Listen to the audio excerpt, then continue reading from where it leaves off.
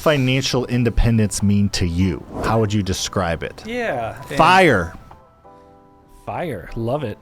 Financial independence. Yeah, it's interesting. I don't know if I've ever even used that phrase. Right? Yeah. It's mostly like financial freedom, right? And I guess to me, it's just not relying on somebody else for income. Okay. Like having a job where you could just get fired one day and income stops coming in. And then also having some sort of recurring revenue. Okay. Where you don't have to go out and make a whole bunch of sales over and over again. And if you do have to do that, have some sort of system in place where that kind of gets ran for you. So if you take some time off, whatever that looks like for you, that income still keeps coming in. So control, consistency, Yeah. a lot of those type of things, and systemize. So you're not having to grind every day to make $1 or go Exactly. to report somewhere else where somebody else decides That's if they're not going to sign freedom. you. No. Yeah. Well, independence, freedom, yeah, they're the similar thing. They're pretty much the same word. So I use financial freedom and independence. Security I use a lot. Because I think you can get to financial independence in real estate quicker than freedom. You can rely on your own work rather than somebody else faster. Is it going to be true freedom? In some ways, but you're still going to have to like bust your butt and do all the work and make sure it happens. But you're not reliant on someone. You're not dependent on someone. You're independent. You're creating your own life. So we're drawing the delineation of independence means you're financially relying on yourself. Yes. Freedom means it's You never more have to work again. passive. Freedom's a Yeah. little bit more like passive and permanent maybe. Yep. Okay, that's a good way to look like at that? it. What about you? What I are your do. I thoughts think on it's that? pretty similar. I just look at that word freedom and independence and more of like you're able to kind of do what you want when you want. I relate it to time freedom, which I know it's not that, but like financially freedom means you're able to be financially set and do what you want with your time. Financial independence, I would agree with you. I use them pretty synonymously. Do you like that one? No. It's a word. Spell it. Synonymously. SYNOM. O-U. Hold on. S-Y. SYNO. There's no U. Synon. Synon. N-O-U-S. There's the U. Synona. O-U-S-O-Y. Synonymously. Got it. All right, Yeah. perfect. I said it right. Yeah. Write it in the chat box if you haven't. Let us know where you're If you from. can spell synonymously, put it in the chat box. Correct. So I use them pretty synonymously. So they're pretty similar to me. But in general, the whole point of this episode is going to talk around some general concept and ideas. The whole point of the segment is to just give them some kind of foundational ways that they can work towards this, because it can happen quicker than at a job, but it still takes time. Yeah. And I ask that question a lot. Like, do I have the freedom in my life to do what I want, or do I have the appropriate level of freedom in my life? And I think I do. Okay. So it's a good thing to check in on. You were every very once in a while. confident in that. I wasn't when I asked myself this question the first time. I guess just building a business is so demanding, is why I say that. It can be. But we are willingly doing this, and we're able to do this because we have that freedom and not tied down to a 9-to-5 job or something Yes. like that. So in some ways we do have freedom, but then other ways, like maybe the time freedom is not quite where we want it to be, or maybe we don't want it to be there. I don't know. But yeah, I mean, I feel like a lot of people, most people that have visions, like their goal is to relax and lay on the beach every day for 5 hours. That mindset of that being your goal, I don't feel like anybody rarely ever gets there, at least until they're 70. The people that like aren't really like, I don't know if I want to retire, when I want to retire, I like to work and I like to grow. Those are the people that have the ability to go sit on the beach. They just don't. Yeah. I just feel like the people that their vision is beach, laying, book, reading all day, every day, that I don't know if they're not as motivated of people or what, or if that's like a shallow goal, but that being your goal, I feel like nobody ever does that. The people that I know that are insanely successful work hard because they enjoy it and they work 60 hours a week. I like that little saying is I quit, 9-to-5 job to work 24/7. So it's kind of, that rings true sometimes. It for sure does. And I think there's a difference between laying on the beach for 5 hours a day and creating a business that gives you the flexibility to travel and do what you want. And those type of businesses are, I would say, the majority of the people that we work with. Like, not as many people are as wild as us in wanting to build something as big as us, which is just fine. You know, you can create a business that allows you to take a few weeks off and a month off or 2 months off or the whole winter, and then come back and kind of get it going again. You know what I mean? It's not a forever thing, and it's just a little bit of sacrifice and, you know, down the road for right now. They want to travel right now, whereas we're growing to a point where we're 50, 60, whatever. We won't have to ever step foot into anything we don't want to. So where I feel like people with some lifestyle businesses might kind of still be dabbling or something. I don't know. Is that? Yeah, no, that makes sense. I think, I mean, the kind of purposes, I think what we're trying to lay the foundation out there is there's different ways to define independence and freedom. There's different goals to have, but in my opinion, the bigger and the deeper, which you know nothing about, goal to that people have, the more likely they are to succeed. I know very few people that are extremely successful that just stop working because they have the work ethic that they want to keep working and they're doing something that they enjoy. Somebody that wants to quit working, that doing something they don't enjoy, I don't feel like ever gets there. Yeah. That makes sense? Like Elon Musk, people are like, why are you making TikToks? Yeah. Which I haven't made in a while because I'm so banned, but why are you making TikToks if you own 47 million real estate? You're a liar. Or like, you're not like, well, the Elon Musk works probably 80 hours a week. Does he have to work for money? No. Because the people, I'm not comparing me or you to him. He's obviously on a different level. But it's a nice, good, extreme example. It's an extreme example of like, yes, it's not always just about money. Yeah. It's rarely, you know. For the successful people. Yeah. We use it as a scorecard in our business and everything, and to live the life we want. But when we go about our day, that's not what we're thinking about. What do you think about what I just did there? Risky. Very risky. You probably can't hear me anymore. What? I'm not even live. What? Your ear. Yeah. Okay. Haha. I took out my earpiece because it's hurting my ear a little bit. So passion around real estate. Yes. I feel like people get into real estate.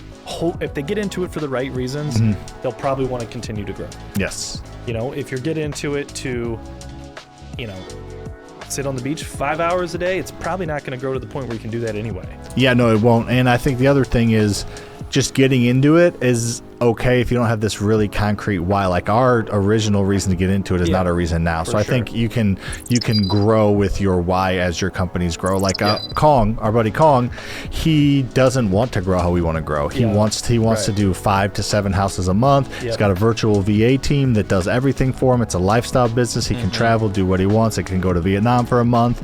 They can buy his wife all the jewelry, all the jewelry that she wants, and his is a lifestyle business. He doesn't want to become a billionaire. Yeah, There's it's incredible. The beautiful thing is he knows that, and he's pursuing that. Yeah, for sure. So he's doing it for himself. He's not trying to chase somebody else or trying to get bigger than somebody. He's trying to do it how he wants to do it. I love it. He's an authentic dude. All right, so our story a little bit. So Luke's and I got started investing in 2014, 15 time frame. 14. We started in 14. Yes. We opened our LLC and bought our first house and refinanced it in 2014. I think we refinanced it early 2015, but maybe it's not accurate. Was it It could be actually. It was cold, so it was either that winter or that spring. Yeah. But anyways, so 14, 15 time frame, we bought our first rental property, and it took us about 3 years to quit our job. So what are some of the things that we learned that allowed us to quit our jobs? I know a few, but I'm trying to tee it up for you. What did we learn that allowed us to quit our job that we didn't know when we started? What did we learn that allowed us to quit our jobs? We learned a lot in that time period. Not trying to replace our income with. So our initial goal was to get me out of my 9-to-5 so I could focus on the business and grow the business even more. And I didn't love my job. You liked your job and you were making better money than me, so it was seemed like further in the future for you. Yes. But I was ready to make the jump as soon as I could replace the income. So we tried to replace the income with just adding a shit ton of rental properties as fast as we could. $200 a time. Let's go. Yeah. Which, honestly, is possible. Probably not to the degree that we thought or wanted. But a little tougher today. It was much more possible today. In 2015 timeframe. Where I think it's possible to replace your 95 income with rentals is if you enjoy or are willing to manage them yourself. And that's where, that's nowadays, that's almost as profitable as the actual cash flow of the rental. It's probably about, half comes from the asset or the investment and half comes from the property management. So if you can blend those two together and have, say, a 5-year window, I think you can add enough rentals to be able to quit your job. But we're talking about 5-year window. Did you do that on purpose? No. Okay. No, I didn't think so. I thought 100% thought that. Okay. Yeah. But there was, our incomes weren't, we had to replace it just for me $6-7 a month, and that's a lot of rental properties. You have to add, what do you think that is, Sam? For maybe 50, 60, 70 for property management and. I mean, so let's say you could probably do $300 a month with the property management right now, maybe $350. So $350 a month times 30, probably 25 or 30. Okay. So if you can get up to 30, but that's still risky, in my opinion, to take all of your cash flow and live off of it. I think that's step. Yeah, that we kind of figured that out.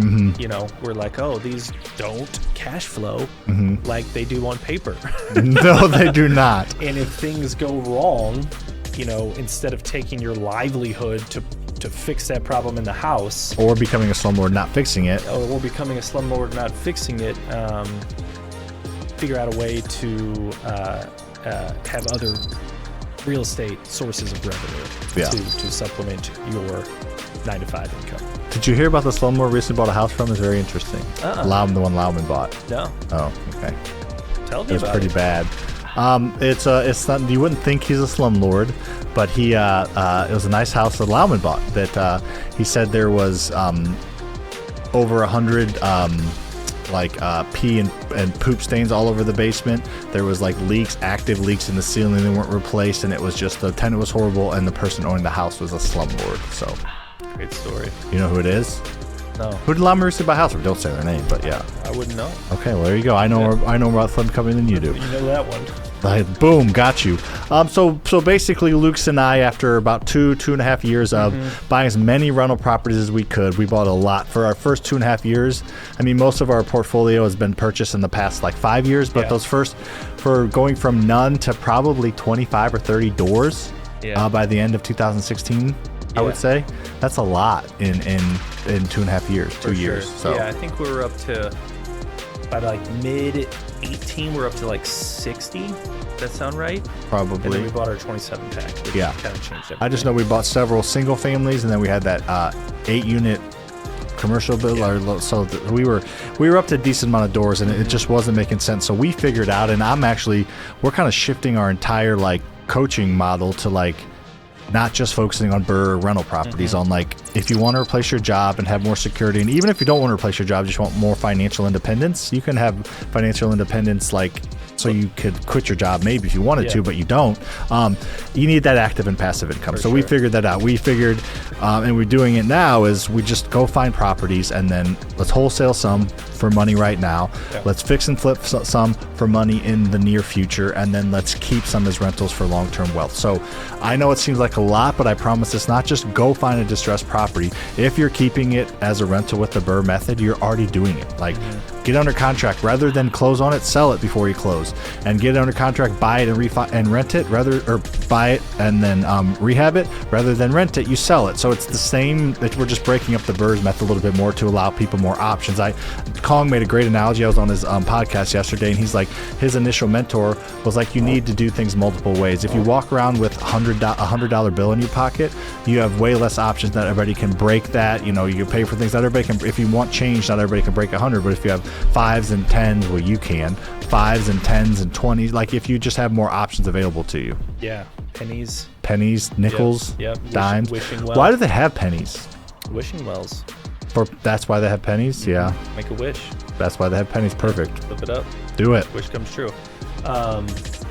So getting into your kind of figuring out what to do with the property too. So it's the cool part about the BRRRRs or fix and flip. They're so closely tied together, as you mentioned. And what we've done lately is it pencils as a BRRRR deal, and then you rehab the house, and 95% of the rehab, maybe 90% of the way we rehab our rentals and our flips are pretty are the same. Yeah. So we don't have to make that decision right away is the cool news. So we can mark it as a burr, and if something happens where we're going to be out of pocket more than we want to be on the refinance, then we can pivot last minute and sell that thing and go make 25 grand. Yeah, so I think the main focus is if you're looking to quit your job and create financial independence in the next 5 years, like we're talking about this, the best way to do it is to invest in real estate and to utilize some of the things that real estate has to offer. One of the most powerful things about real estate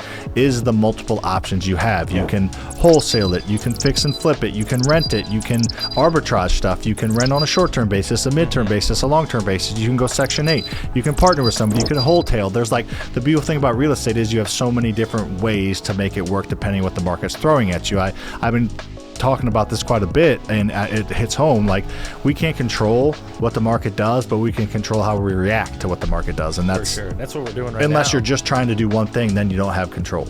Yeah, we talked about that a lot on our coaching call today, is just like the patience it takes in this current interest rate market to and just the humility and self-awareness, like, gosh, I want to scale. Gosh, I want to scale rentals. Gosh, I want to scale. When really, that's not what the market is giving. You're itching to scale right now, aren't you? Oh, yeah. And it's frustrating when you can't, and those deals just don't pencil out like they used to. But the quicker we're like, okay, maybe long-term rentals are few and far between right now. They're still there, but just not like they used to be.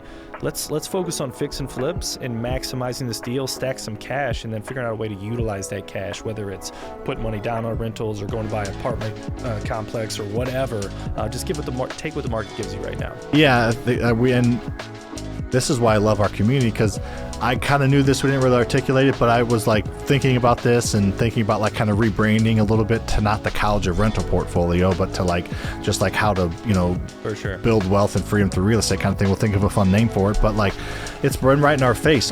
Like we have almost every day we have a student posting a win. Went back and scrolled, and like 80% of the wins the past 2 months have been, hey, I got my first flip, or hey, I just made 80 grand this flip, or just made 50 grand this flip, or I'm doing a short-term rental. Like they're doing it because they're incredible community people, the members and students, but they're doing what the market's giving them. That's what we teach them. I just never put it all together. Like, it's not just about rentals, especially right now. For sure, it's about getting creative. If you have a rental on long midterms, short terms, people out in the West Coast doing a lot of those ADUs and getting creative that way. Multifamily structuring, seller finance. That's the type of way rentals work right now for scaling. The burrs are still there, few and far between. So it's just challenging to scale the way we want to scale right now with just the traditional long-term rental burrs. Yeah, so we're learning it. We're getting creative.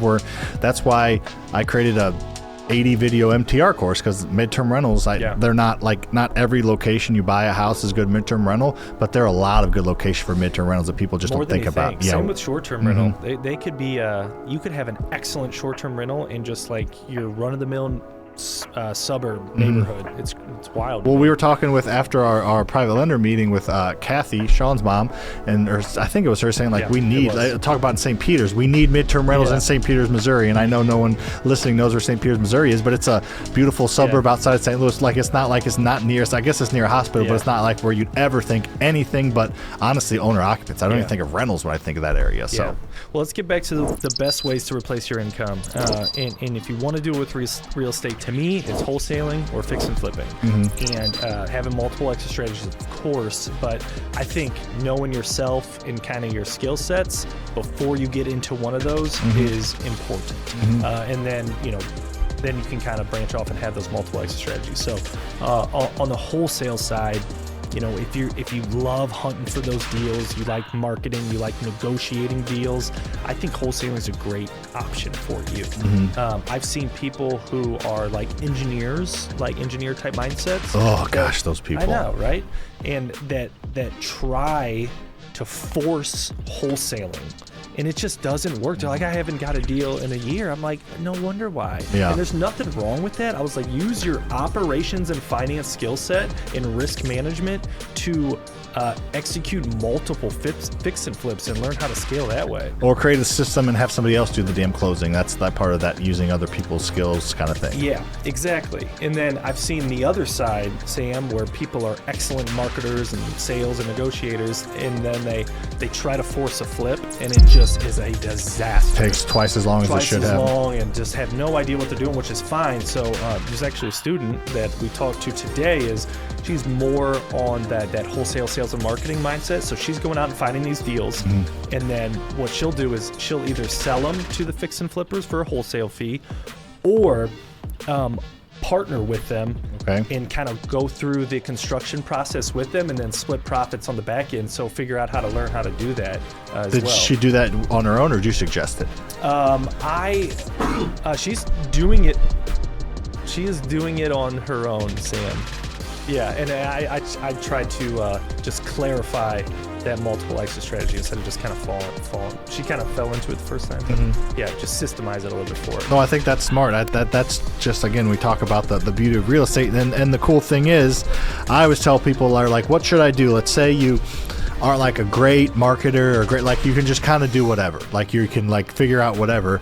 I always tell people, like, what's your short-term cash position look like, and then what is your long-term goals, because you're not going to create wealth, and definitely not financial freedom, unless you're adding rental properties. We kind of defined it earlier, I guess, how we did. I feel like you can create some financial independence flipping and wholesaling, but the freedom, the passivity, can you spell that, Lucas? Nope. Is passivity a word? Passivity. Passivity. Passivity. I think that's a word. Maybe that's a word. I do. Okay. Yeah. So the passivity. It's hard to spell words that aren't actually words. Maybe it's easier. Yeah, maybe it's easier.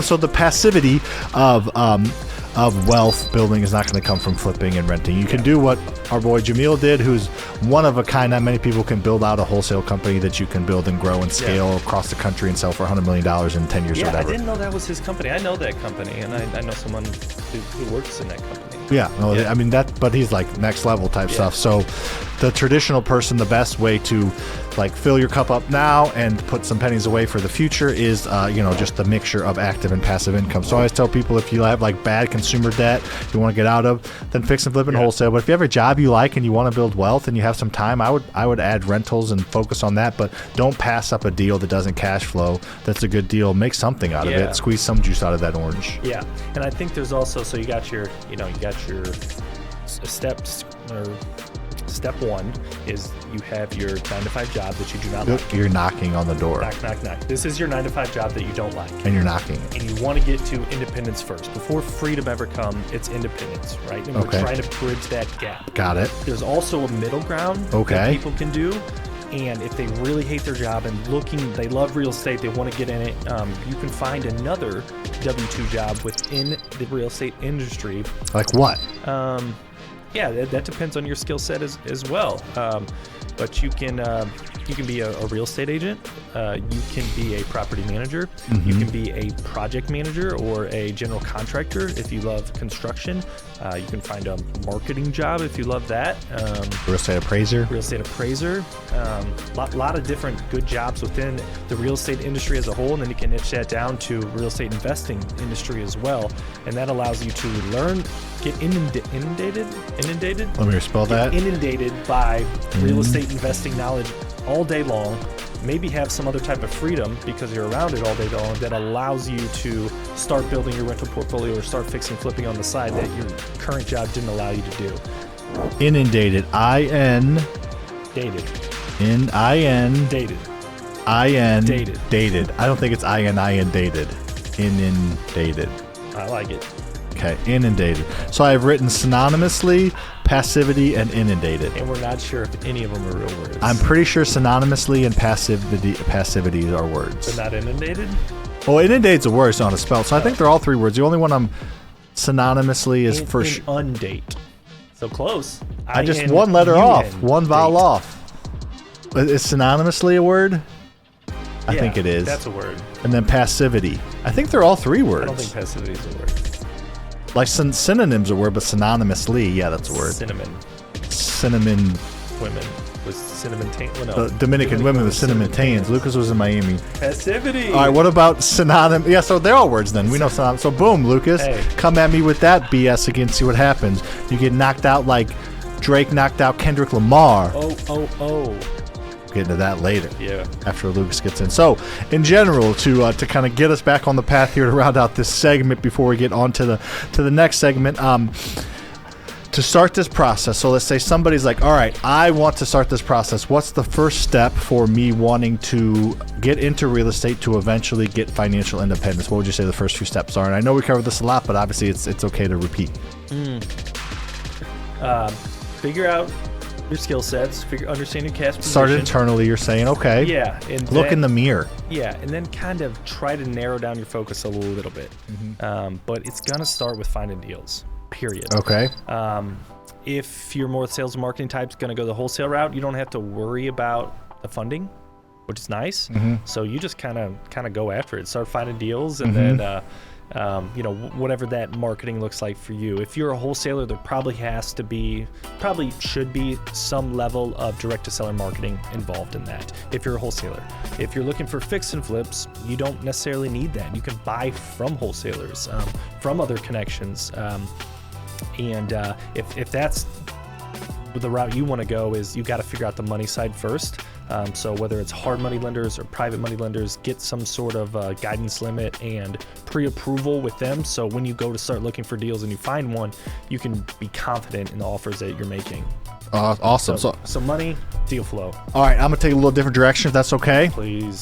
So my biggest thing is taking a little bit further back step. So the best things I think to do is like to get a base level of knowledge, which we talked about before, is understanding what your options are. Like if somebody, and you obviously you're assuming that people know what their options are, which is fine, but I'm trying to take a step back. Like you do have the options to wholesale, you do have the options to fix and flip. Like understand the differences of what those things are, understand what it's like to keep long-term rentals, and what a house hack is on a duplex versus just a single family rental. So just getting a base level of knowledge and connecting with the local community is the biggest thing for me. So education getting involved, you got it. Yeah. Education connections are the two biggest things, and there's great ways to do that for free, and then there's great paid ways. We talk about this a decent amount, but some of the there you go. Some of the best, the most successful, or all the most successful people I know got involved in some type of community of like people where they want to be. Yeah, and even though Sam mentioned that as a first step, that doesn't stop.